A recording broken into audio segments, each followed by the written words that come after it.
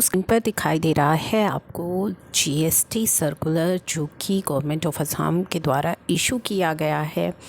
जिसमें उनका कहना है it has come to knowledge that many unscrupulous person and entities जिन्होंने जीएसटी रजिस्ट्रेशन लिया हुआ है on the basis of forged document, जैसे कि इलेक्ट्रिसिटी बिल का यूज़ करके या रेंटल एग्रीमेंट का यूज़ करके, और इस तरह के फ्रॉडुलेंट डॉक्यूमेंट रजिस्ट्रेशन लेने के बाद आफ्टर ऑब्टेनिंग रजिस्ट्रेशन ये जो फ्रॉडस्टर्स हैं they issue fake invoice without actual supply of goods and services, यानी कि इनवॉइस तो इशू हो जाते हैं लेकिन गुड्स एंड सर्विसेज की जो सप्लाई है वो नहीं होती है, and create a chain of fake ITC and defraud the government exchequer, causing huge loss of government revenue. Therefore, in order to prevent such fake and bogus registration ताकि ये ना हो and duping of government revenue, it is directed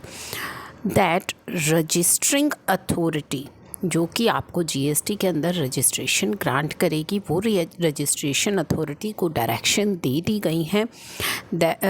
registering authority shall not grant any GST registration, कि वो GST registration ना दे unless जो applicant है जो जीएसटी रजिस्ट्रेशन के लिए अप्लाई कर रहे हैं furnish a valid rent agreement या लीज्ड डीड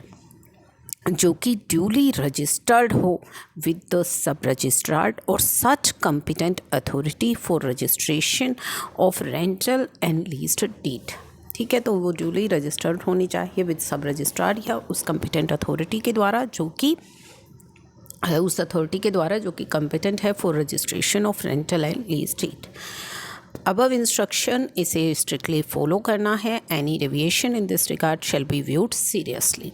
तो जो भी रजिस्ट्रेशन अथॉरिटी है उसे ये इंस्ट्रक्शन स्ट्रिक्टली फॉलो करने के लिए यहाँ पे डायरेक्शंस दे दी गई हैं, अदरवाइज़